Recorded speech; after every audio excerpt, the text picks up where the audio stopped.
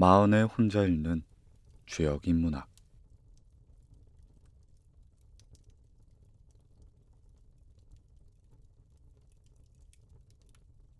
인생이란 반드시 그 삶에 의미가 있어야 할 것입니다. 산에 토끼 한 마리가 평생을 행복하게 살았다고 한들 우리는 그것에 대해 큰 가치를 부여하지 않죠. 우주는 무한히 광활합니다. 하지만 우주 속 그 모든 것들의 의미가 불분명하다면 존재의 가치가 무엇이겠습니까? 우리는 항상 주변의 모든 것에 대해 의미가 무엇인지를 파악해야 하는 거죠. 그래야 세상이 가치를 가지기 때문입니다. 주역이 이처럼 사물의 의미를 규명하는 학문이기에 공자는 평생 주역 공부에 몰두했던 것이죠. 주역은 어려운 학문이 아닙니다. 세상이란 처음부터 단순한 원리에 의해 만들어진 것이죠. 그렇기 때문에 주역 또한 결코 어려울 수가 없습니다.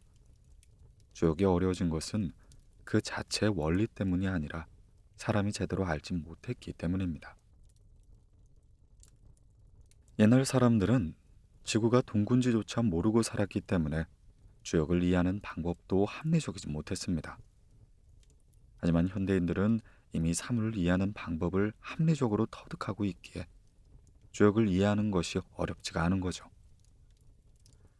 가령 이제 천둥이 칠 때 이를 하늘에 놓은 것으로 보지 않습니다. 우리는 지구가 둥글다는 것도 잘 알고 있죠. 원래 사물의 이해란 생각하는 방법부터 합리적이어야 합니다.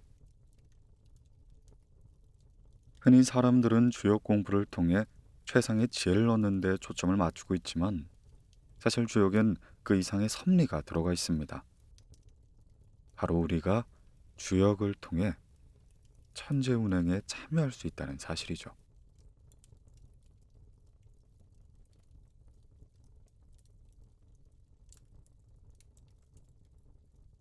개념과 실제. 삼각형은 세 개의 직선이 모여 세 개의 각을 이루는 도형입니다. 우리는 실제로 삼각형을 그려 눈으로 그 모양을 볼 수 있죠. 삼각형을 그리기로 한다면 무한히 많이 그릴 수 있는데 여기서 생각해 볼 것이 있습니다. 삼각형은 과거에도 있었고 미래에도 있으며 그 개념은 누가 삼각형을 그리든 안 그리든 이미 존재해 왔다는 거죠. 실제로 그려놓은 삼각형을 현미경으로 자세히 살펴보면 삼각형의 개념, 즉 정의와는 많이 다릅니다. 우리는 사실 선이라는 걸 정확히 그릴 수가 없죠. 이는 아무리 과학이 발달해도 영원히 그릴 수 없을 겁니다. 선 또는 삼각형 등은 그 개념이 존재할 뿐이지 실제로 완벽하게 구현할 수는 없는 거죠. 우리가 종이 위에 볼펜으로 그려본 삼각형은 우리 눈에 삼각형으로 간주되는 그 무엇일 뿐입니다. 하지만 우리가 선을 똑바로 그리지 않아도 비슷하게 삼각형으로 그려놓는다면 그것을 삼각형이라고 생각해도 좋죠. 우리의 마음속에 개념을 생각하면 되기 때문입니다. 그리고 이는 모든 만물에 적용되는 절대적인 이론입니다. 개념이란 항상 실제 사물보다 먼저 있는 것이죠. 남녀가 만나 서로 포옹을 하고 선물을 주고 만나서 기뻐하고 결혼을 하고자 하면 이를 사랑이라고 말합니다. 사랑이란 개념은 누가 그것을 실현해 보지 않았어도 언제나 나타날 준비를 하고 있는 것이죠. 개념은 실제와 별개로 존재하는데 플라톤은 이를 이데아라고 불렀습니다. 이데아는 실제보다 먼저 있는 것이죠. 삼각형의 개념, 즉 삼각형 이데아는 사람이 그것을 만년 동안 그리지 않아도 저 스스로 존재하고 있을 뿐입니다. 개념, 즉 이데아를 생각하면서 우리의 우주를 한번 보겠습니다. 우주는 현재 팽창하고 있습니다. 이 팽창에 주목을 하자면 팽창이란 개념은 우주와 상관없이 원래부터 있었던 것입니다. 인간이 팽창이란 개념을 이미 알고 있었는데 마침 우주가 팽창하고 있었던 것뿐이죠. 서로 당긴다는 개념 역시 별이 있든지 없든지 원래 있던 개념이겠죠. 그런데 마침 별들이 그렇다고 하니 쉽게 현상의 뜻을 밝힐 수 있었던 겁니다. 세상 만사가 다 이런 식으로 되어 있는 거죠. 중력을 찾아낸 뉴턴이 있던 없던 별들은 서로 끌리는 존재였던 것이죠. 그리고 별들이 없어도 끌린다는 개념은 저 홀로 그냥 있었던 겁니다. 이제부턴 개념에 초점을 두고 얘기해 보겠습니다. 팽창과 축소, 이것을 주역에서는 양의 속성과 음의 속성이라고 부릅니다. 물론 음양의 속성은 팽창과 축소로 다 말할 수 있는 건 아닙니다. 단지 팽창은 양의 속성이고 축소는 음의 속성이라고 말하는 거죠. 자, 이제 우리는 팽창과 축소 말고 양과 음으로 우주를 설명할 수 있게 되었습니다. 이렇게 설명하면 개념이 더욱 깊어지기 때문에 그렇게 해야 합니다. 만물은 개념을 잘 정의해야 이해에 도달할 수 있는 법이죠. 흐리멍텅하게 대충 말해서는 개념을 확실히 할 수 없어서 남도 속이고 자기도 속게 되는 겁니다. 어떤 사람은 이렇게 말할지도 모르겠습니다. 팽창이니 축소니 하는 말은 우리가 늘 접하는 쉬운 개념인데 무엇 때문에 양이니 음이니 하며 어렵게 표현하는 것인가? 맞는 말입니다. 양과 음은 팽창과 축소보단 생소하겠죠. 하지만 양과 음을 알아두면 알미 더 깊어질 수가 있습니다. 예를 한번 들어보겠습니다. 우리가 사는 우주는 팽창에 의해서든 시간에 의해서든 항상 새로워지고 있는 중입니다. 새로워진다. 이 개념은 팽창과는 달라 보이지만 새로워진다는 것으로 우주를 설명할 수 있습니다. 우리가 살고 있는 이 세상이 매 순간순간마다 새로워지고 있는 것이죠. 이 새로움, 이것은 양의 속성입니다. 양으로 우주를 설명하면 팽창과 새로움을 동시에 이야기하는 것이 됩니다. 우주엔 팽창과 새로움 말고도 아주 많은 개념이 존재하죠. 하지만 이 모든 것은 한마디로 양일 뿐입니다. 우리가 만일 양이라는 개념을 모른다면 우주를 아무리 연구해도 본질을 모르는 것일 뿐입니다. 그리고 우주에 대해 아무리 말해도 다 말한 것이 아니겠죠. 그러나 우리가 양이라는 개념을 사용한다면 양이 무엇인지에 대해 앉아서 연구만 해도 우주의 성격을 알 수 있습니다. 저 멀리 있는 우주 밖을 관찰하지 않아도 되는 것이죠. 개념은 실제보다 먼저 있는 것이고 개념은 제대로 잘 깊게 정의되어야만 그 속의 모든 실제를 함축할 수 있습니다. 우리는 앞으로 양과 음이라는 개념을 통해 우주, 즉 세상에 대해 새로운 관점을 갖게 될 것이죠. 우리가 사는 세상은 원래부터 그렇게 되어 있던 것입니다. 그런데 우리가 개념을 제대로 설정하지 못했기 때문에 세상을 잘 모르고 살았을 뿐입니다. 앞으로 우리는 양과 음만으로도 모든 사물을 이해할 수 있다는 걸 깨닫게 될 것입니다. 우리는 이렇게 모든 것을 이해하기 위해 주역을 공부하는 것이니까요.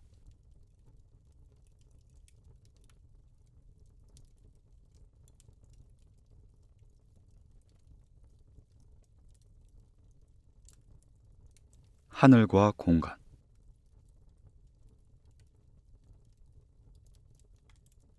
먼 옛날 우리의 조상들은 지구가 둥근 줄 몰랐습니다. 그들이 생각하기에 땅은 평평하게 계속 이어지고 그 위에 하늘이 열려 있는 것이었죠. 땅을 계속 달려가다 보면 바다가 나타나고 바다 끝에는 절벽이 있는 것입니다. 하늘에는 별과 태양 그리고 달이 있었습니다. 이들 중에 태양은 땅 속에 숨어 있다가 낮에 나타나죠. 그리고 별과 달은 밤에 나타납니다. 이들은 땅 속에 뚫려 있는 동굴을 통과하면서 동서로 순환합니다. 더 깊은 땅 아래는 지옥이 있겠죠. 그곳은 죄 지은 사람이 죽어가는 곳으로 뜨거운 불길이 영원히 타오릅니다. 옛사람은 태양이 그리 크지 않은 불덩이일 뿐 무엇인지 자세히 알 수 없었습니다. 별은 그저 하늘에서 반짝거리는 뾰족한 물체에 불과했고요. 우리의 조상들의 생각이 이토록 단순했습니다.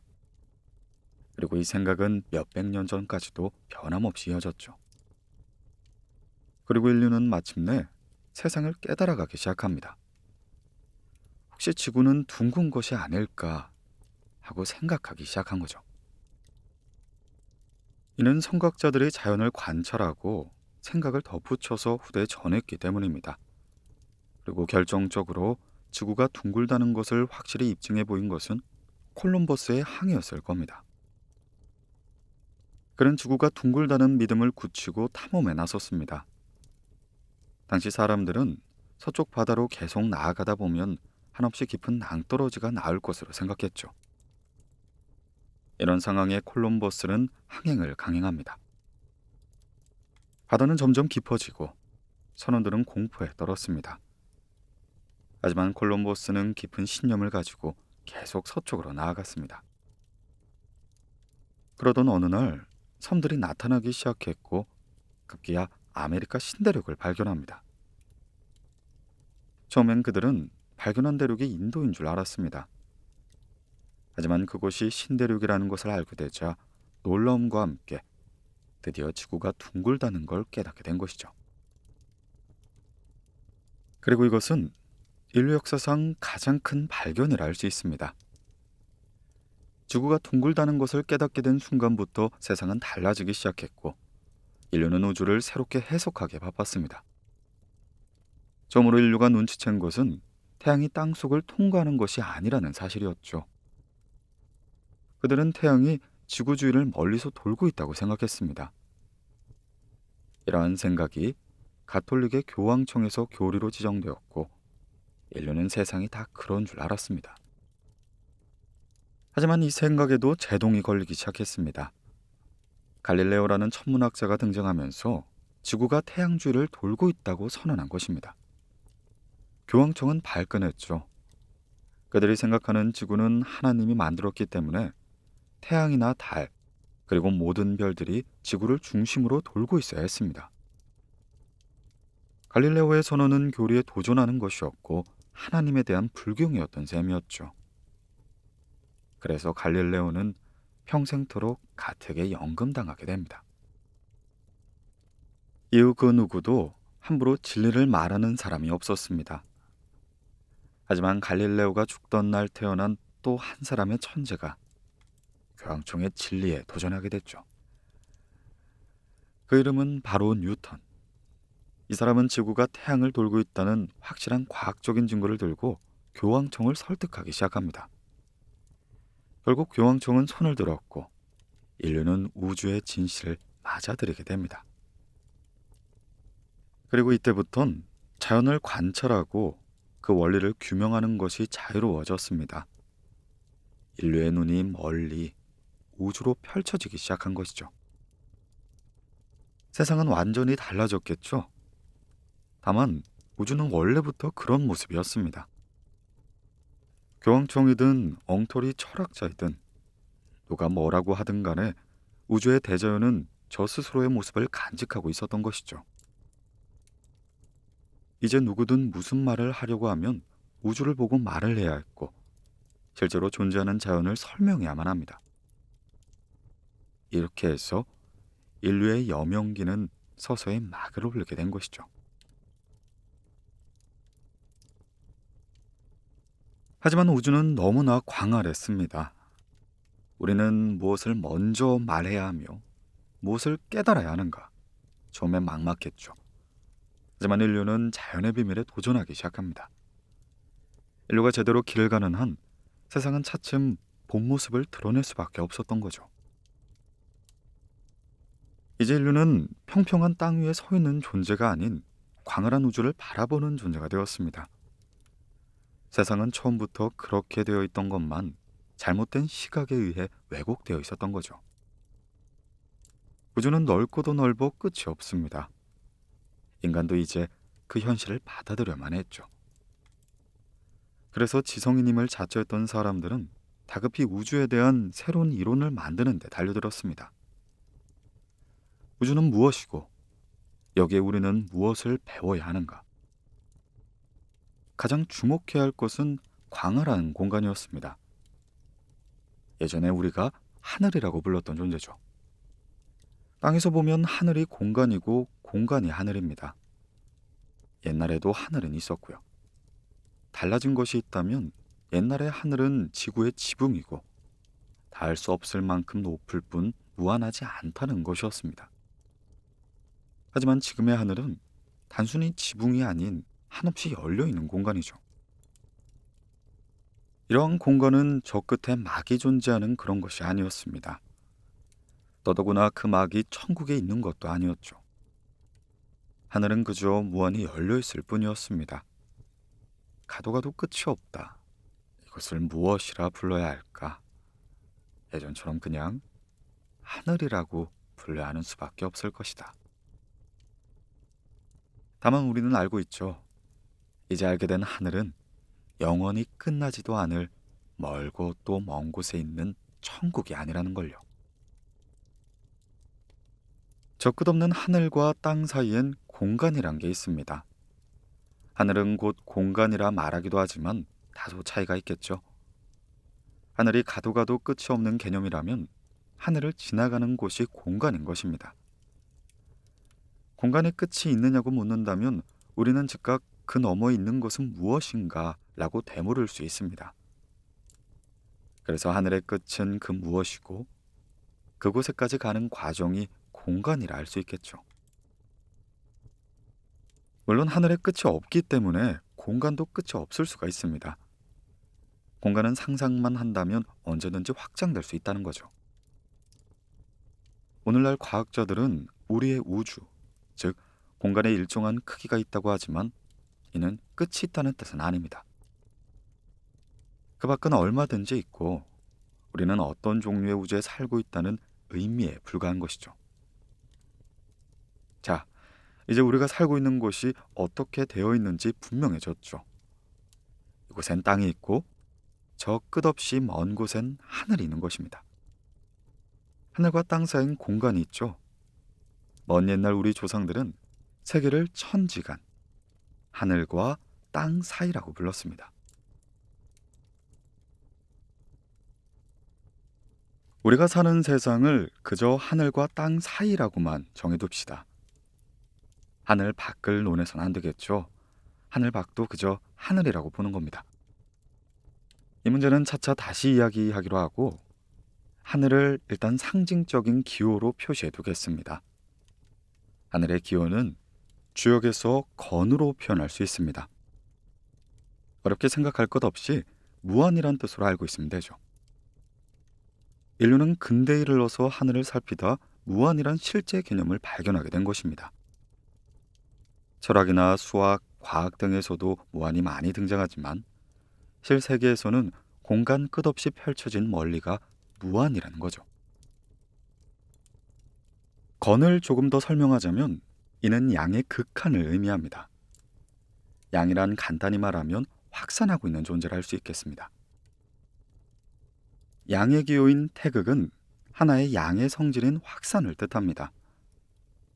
이것을 삼중으로 만들어 건을 표현하면 그때 무한이 되는 것이죠. 하늘이란 무한히 확산되는 그 무엇이 됩니다. 그런데 이렇게 얘기해서는 끝이 없겠죠. 이것을 표현하면 건이 되고 한자로는 천이라고 말합니다. 이제 하늘을 정의했으니 그 반대의 개념을 얘기하겠습니다. 땅이 되겠죠. 땅은 주역에서 곤으로 표현하는데 이는 음덩이라는 뜻입니다. 음이 하나만 있으면 덩어리가 아닌 그냥 음이라는 의미인데 이것은 양의 반대 개념으로서 축소하는 성질을 가진 존재 정도로 알아두면 됩니다.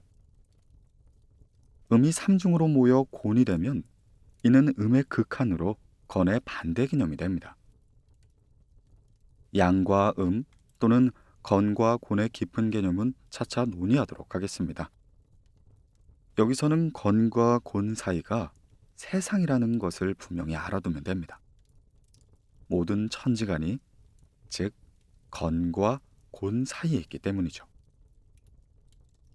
만물은 건과 곤 사이를 떠나서 그 어떠한 개념도 존재할 수 없습니다.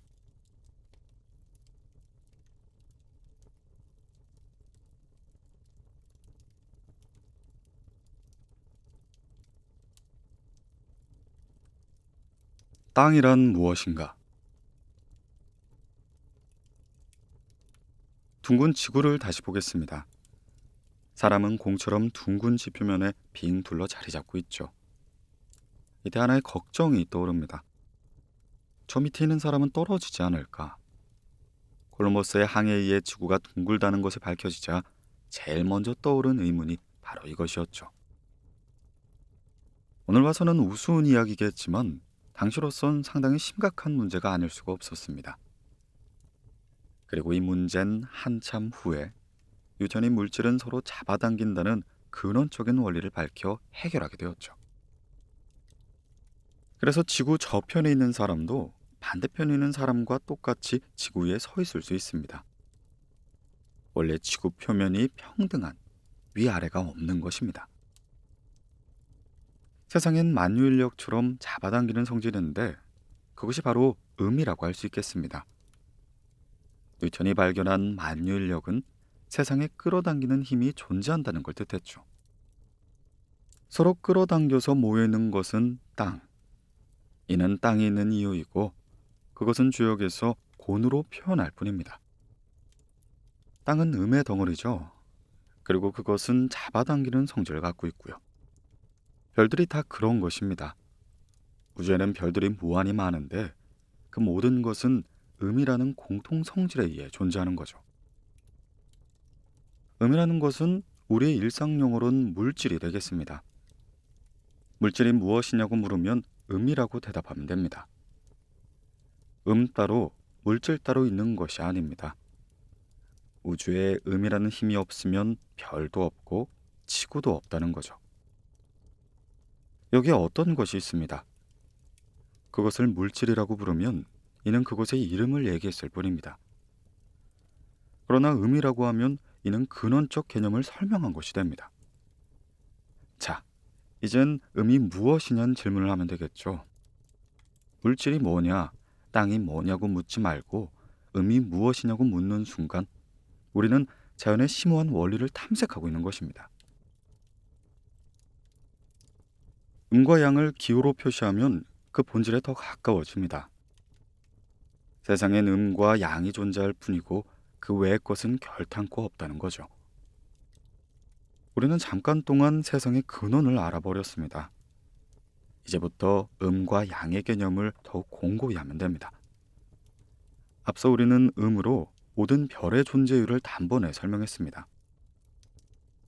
음이 무엇이냐는 질문에 대해선 좀 더 명확하게 답하지 않았는데 지금으로선 세상엔 음이라는 것이 있다 정도로만 이해하면 됩니다. 이에 따라 즉각 떠오르는 의문이 있을 겁니다. 음의 반대라는 양은 어디에 있는 무엇인가? 서로 반대의 것이 존재한다는 것은 아주 자연스러운 것으로 이는 모든 것의 원리입니다. 과학자들은 만유인력을 발견하자 자연의 모든 것을 알았다고 자부심을 느꼈습니다. 하지만 그 반대의 힘이 있다는 것에 대해선 아무도 의문을 제기하지 않았죠. 뉴턴도 만유인력, 즉 음을 발견했지만 양을 생각해 보지 못했습니다. 대자연의 기본 이치는 어떤 존재가 있으면 그 반대도 있어야 한다는 것인데 뉴턴은 그 생각까지 미치지 못했던 것이죠. 그리고 이 문제, 뉴턴 이후 400년이 지난 오늘날 갑자기 등장합니다. 만유청력이란 말이죠. 논리적으로 보면 당기는 힘이 있다면 반드시 밀어내는 힘도 있어야 한다는 걸 의미할 수 있겠습니다.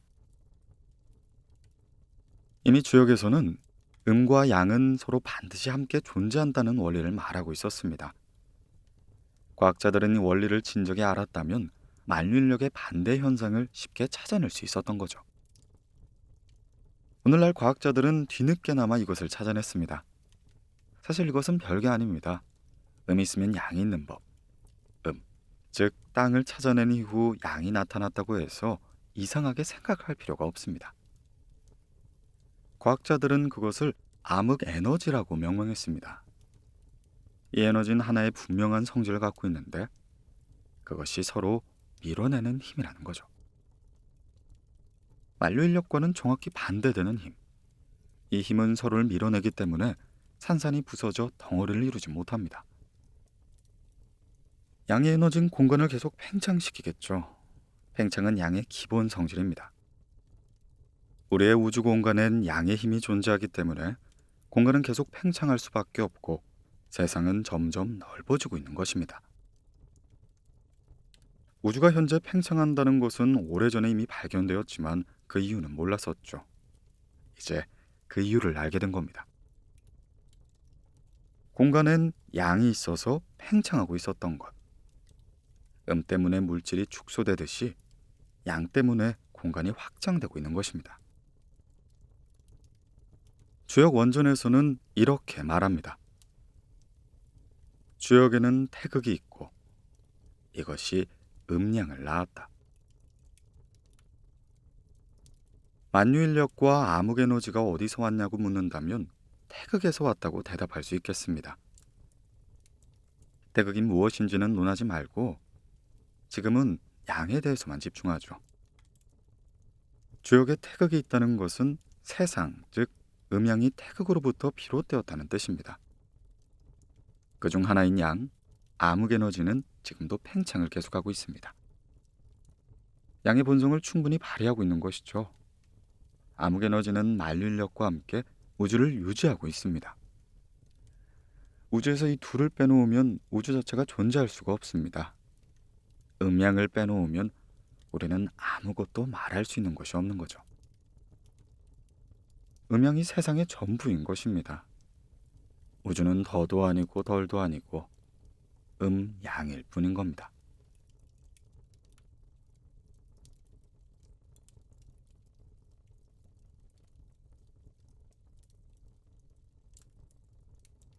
모든 것의 시작점. 우리가 사는 우주는 지금도 팽창하고 있지만 처음엔 한 점에서 시작되었습니다. 우주가 탄생한 지 1초쯤 지났을 때 우주의 크기는 1cm 정도였죠.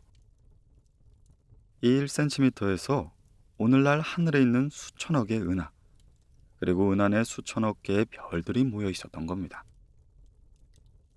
이것은 터져나와 하늘로 계속 퍼져나가기 시작했죠. 소위 빅뱅이라고 하는 것인데 과학자들은 137억 년 전에 빅뱅이 시작된 것으로 추산합니다.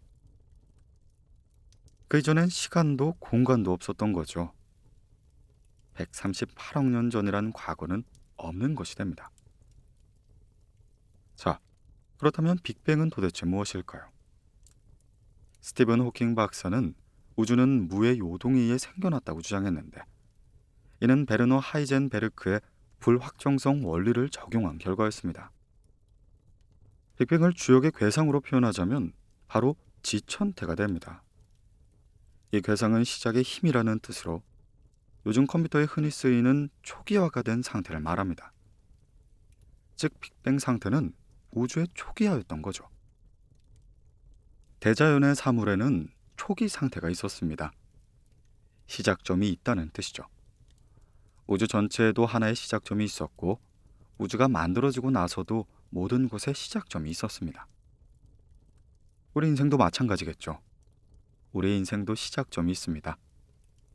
불교에서는 이를 태어나기 전에서 지금으로 초기화되었다고 설명합니다. 전생이라고 말이죠. 다만 이런 것까지는 여기서 논할 필요가 없습니다. 단지 만물은 시작점이 있다는 것 정도만 알면 됩니다. 끝이 나고 나면 또 다른 시작점이 발생한다. 이를 두고 태엽을 감았다고 표현하기도 하는데 우리 인생 역시 계속 늙어갈 뿐 태엽을 감을 수가 없습니다. 그러나 인생에서의 각각 사건은 얼마든지 새로 시작할 수가 있습니다. 새로 시작하는 그 무엇을 주역에서는 지천태로 표현하는 것이죠. 지천태 괴상의 모습을 살펴보겠습니다. 위에는 음인 곤이 있고 아래에는 양인 건이 있습니다. 원래 양은 위에 있고 음은 아래에 있다고 할 수 있겠습니다. 양의 뜻이 바로 위라는 것이고 음의 뜻이 바로 아래라는 것이죠. 그런데 지천태는 음양이 서로 자리를 바꾸어 존재합니다. 양이 애써 내려와 앉아 있고 음이 애써 올라가 있는 형태. 이를 두고 태엽을 감았다거나 교차했다거나 여러 가지로 표현할 수 있겠습니다. 이 상태가 바로 지천태인데, 이 괴상은 음양이 서로 교차되었기 때문에 상당한 힘이 비축되어 있습니다. 그리고 이 힘이 바로 시작의 힘인 거죠. 여기서 힘이란 물리학에 있어서는 에너지이고, 사회에 있어서는 자본이고, 연애에 있어서는 열정, 인생에 있어서는 젊음과 신체에 있어서는 건강일 것입니다. 시작할 수 있는 힘이 그 무엇이든 간에 지천태 상태라고 말하는 거죠. 이 지천태 상태가 장차 어떤 상태로 변해갈진 상황에 따라 달라질 수 있겠지만, 모든 시작이 지천태라는 것은 흔들릴 수 없는 조건입니다. 우리 인생에도 이런 순간들이 많이 있겠죠. 이때는 경건한 마음으로 임해야 합니다. 왜냐하면 앞에서도 말한 것처럼 미래라는 건 알 수 없기 때문이겠죠.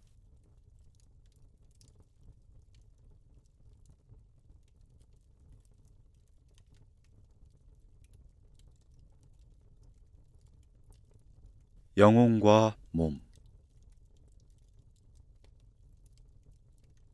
넓은 세상 이야기는 잠시 쉬어두고 가까운 우리 주변에 대해 생각해 봅시다.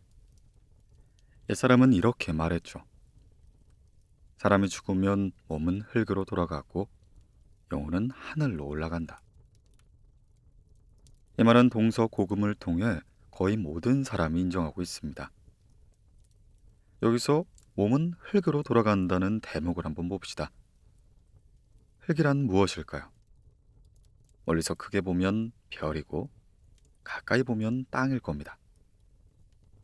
땅. 그럼 이것은 무엇일까요? 과학자들은 땅을 물질이라고 말합니다. 그러나 물질이 무엇인지 명확히 설명하는 사람은 없습니다. 그저 눈에 보이고 만질 수 있고 무게를 잴 수 있는 그 어떤 것이 물질이라고 생각할 뿐이죠. 뉴턴식으로 말하면 서로 잡아당기는 존재인데, 더 깊은 개념으로 이야기하면 음이라고 할 수 있습니다.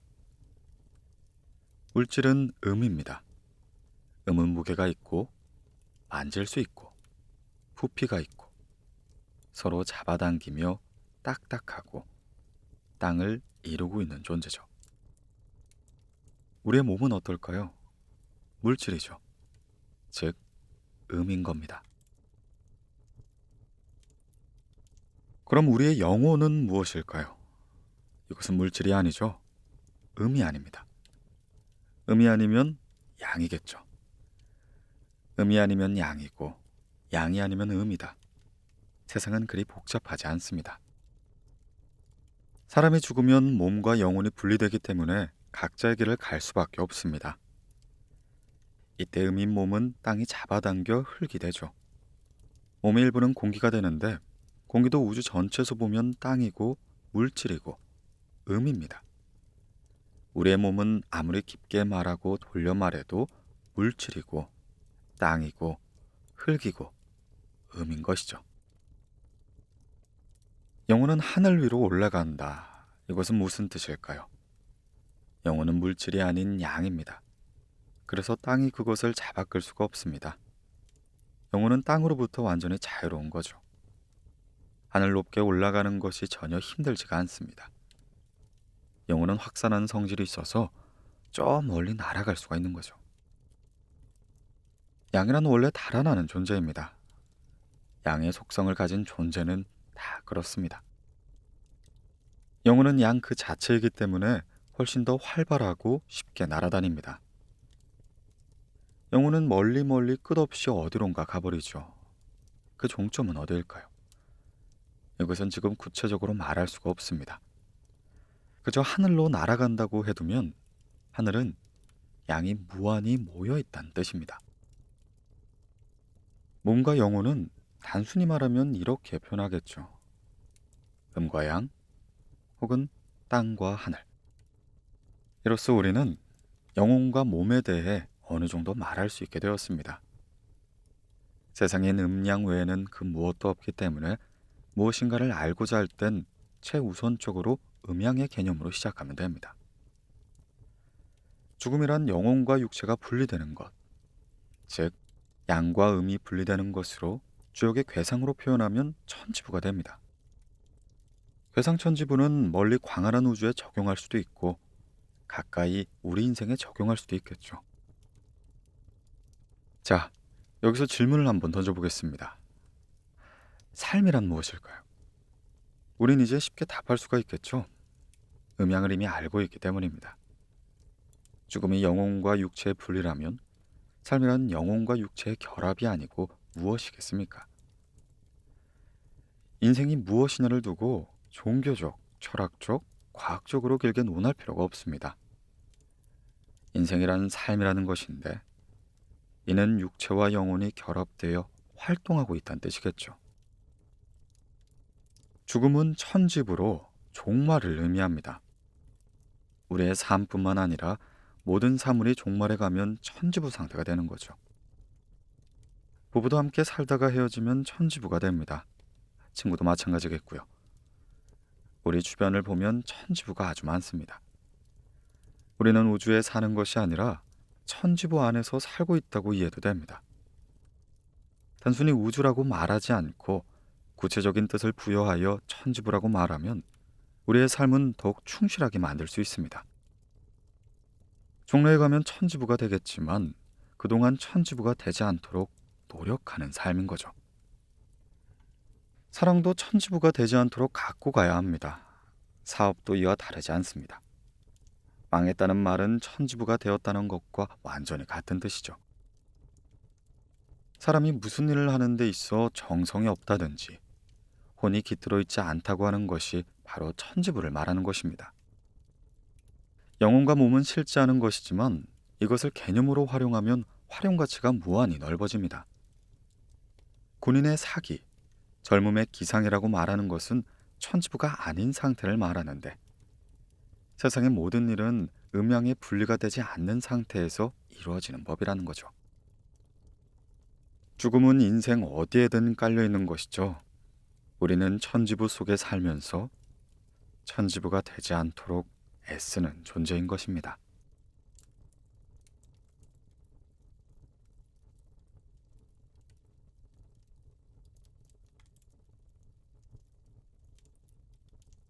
삶과 죽음. 인간이 죽으면 영혼과 육체가 분리되어 각자 자기 본향으로 돌아갑니다.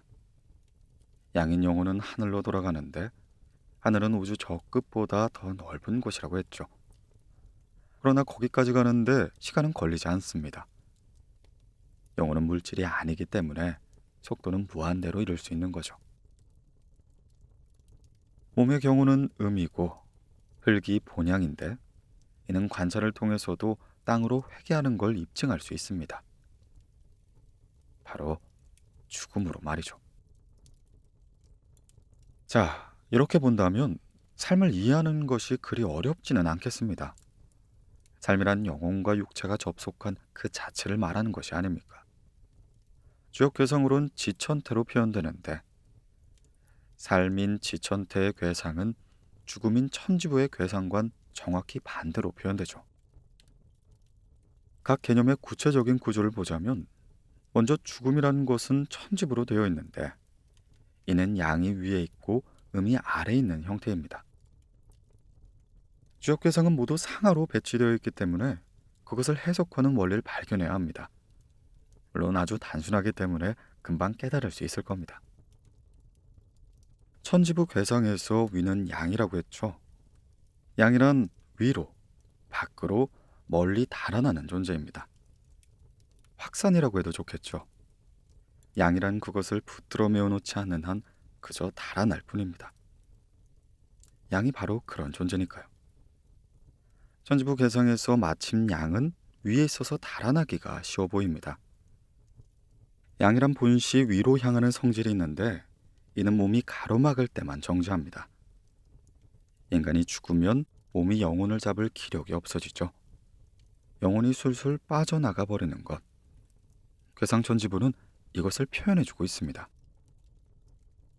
새가 지하실에 있지 않고 옥상에 있는 격이라고 할 수 있겠습니다. 지붕 없는 건물 위에 새가 있는다는 그 자체가 이미 땅으로부터의 이탈을 보여주는 거죠. 반면 천지부 괴상의 아래에 있는 음은 아래에 있으니 계속 밑으로 떨어질 뿐입니다. 종합해보면 천지부를 죽음으로 표현할 수가 있는 겁니다. 반대로 삶을 한번 보겠습니다. 주역 괴상의 지천태는 영혼, 즉 양이 아래에 있는데 이는 위에 뚜껑이 있는 형상으로 볼 수 있습니다. 뚜껑이란 물론 몸을 이야기하는 거겠죠. 삶의 모습인 지천태는 영혼이 몸에 깃들어 있고 몸이 영혼의 힘에 의해 떠올라 있는 걸 의미합니다. 병약한 노인이 몸이 천근만근이네 라고 하는 말을 들어봤을 겁니다. 이는 영혼의 일부가 몸을 떠나 있어 몸이 무겁게 느껴지는 것이죠. 반면 젊은 사람들이 몸이 가볍다고 말하는 것은 그와 반대되는 상황이겠고요. 삶이란 지천태라는 것을 충분히 이해했을 겁니다. 우리 우주의 빅뱅 초기도 지천태, 인생의 어린 날에도 지천태, 사랑도 열정이 넘칠 땐 지천태로 표현합니다. 여기에선 양이 깊숙이 있고 음이 높게 가 있으면 삶, 음이 바닥에 떨어지고 양이 위로 날아가 있으면 죽음이라는 것입니다. 삶과 죽음은 인간에게만 있는 것이 아니죠. 모든 사물엔 삶과 죽음이 있습니다. 우리는 주역을 통해 그 뜻을 확실히 해두는 거죠.